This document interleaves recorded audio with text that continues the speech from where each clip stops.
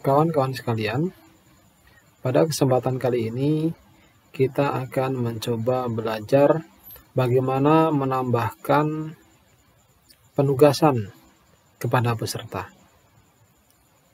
Langkahnya adalah, pertama kita akan klik pada tambahkan sebuah aktivitas atau sumber daya. Kemudian kita pilih assignment. Klik assignment. Kemudian tambah. Kemudian akan muncul halaman seperti ini. Kita akan isi pada kolom-kolom yang tersedia. Misalnya ini assignment name, penugasan 1, kemudian description-nya biasanya kita akan isi instruksi yang harus dikerjakan oleh peserta. Sebagai contoh, buatlah rencana kerja pengawasan sesuai dengan tupoksi Anda. Kemudian kita checklist ditampilkan deskripsi ini di halaman diklat.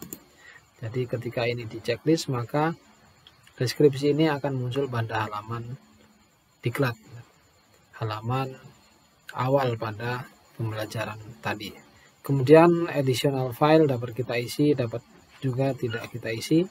Ini sebagai file tambahan apabila perlu atau ada data yang harus dikerjakan peserta, kalaupun tidak menjadikan masalah. Kemudian ini availability, ini adalah tanggal kapan pengiriman dapat dikirimkan. Kemudian batas waktu akhir dari penugasan kita dapat setting di sini. Kemudian ini adalah remind me to grade by. Ini artinya sebelum atau setelah peserta melakukan uploading tugasnya, maka sistem akan memberitahukan kepada kita atau mengingatkan kepada kita sebagai pengajar untuk menilai pada tanggal berapa. Setelah selesai batas waktu yang ditentukan, maka pada tanggal berapa sistem mengingatkan kita untuk menilai. Ini juga dapat kita setting, juga dapat kita unchecklist. Kemudian submission type, ini adalah pengiriman berkasnya. Teks daring itu artinya peserta dapat mengetikkan atau sistem menyediakan kolom seperti ini, kemudian peserta dapat menjawab melalui kolom ini atau melalui pengiriman berkas. Artinya peserta mengerjakan melalui lembar atau file yang berbeda di Word ataupun di PDF, kemudian peserta menguploadnya pada sistem ini. Kita bisa checklist, dua-duanya bisa atau salah satu. Jika kita checklist teks daring, maka akan ada batas kata diaktifkan. Jadi kita dapat membatasi berapa kata yang maksimal yang dapat diketikkan oleh peserta pelatihan. Kemudian feedback type ini dapat kita abaikan sesuai dengan defaultnya. Kemudian submission setting ini seperti ini saja. Nanti panitia atau penyelenggara yang akan setting ulang sampai semuanya nilai. Nah, nilai ini adalah nilai maksimum 100 poin. Kemudian kita juga dapat setting nilai untuk lulus, misalnya 80 dengan nilai 80 peserta bisa lulus.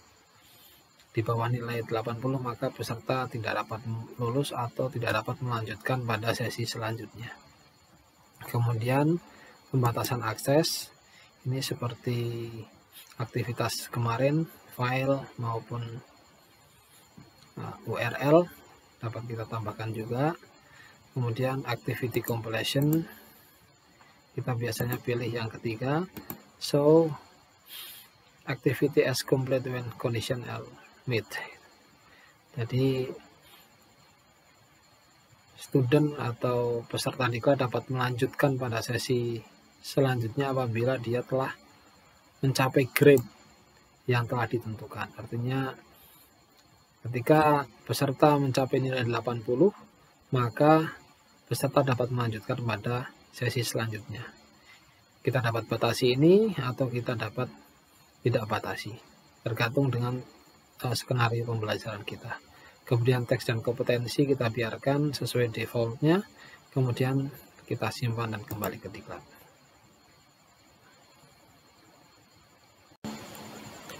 Maka selanjutnya akan muncul halaman seperti ini, Bapak Ibu sekalian. Penugasan 1 telah muncul pada halaman diklat ini. Kita coba klik penugasan 1. Muncul tampilan seperti ini. Penugasan 1. Buatlah rencana pengawasan sesuai dengan tupoksi Anda. Nah, di sini ada keterangan batas waktu, kemudian waktu pengerjaan, kemudian tersembunyi dari siswa, itu maksudnya adalah siswa yang lain tidak bisa melihat penugasan dari siswa satu, dan yang lainnya tidak dapat saling melihat hasil penugasan yang mereka kerjakan. Kemudian partisipan ini adalah jumlah peserta pelatihan. Kemudian submitted artinya peserta telah mengirimkan penugasannya ada berapa di sini. Kemudian need grading ini adalah keterangan yang menunjukkan jumlah penugasan yang membutuhkan penilaian dari kita. Setelah disubmit, maka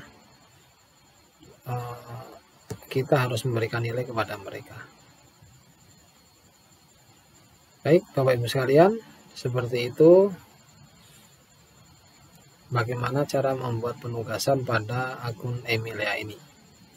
Selanjutnya, pada tutorial berikutnya kita akan belajar bagaimana mengoreksi atau memberikan nilai pada penugasan yang telah dikirimkan oleh peserta. Demikian, semoga bermanfaat. Assalamualaikum warahmatullahi wabarakatuh.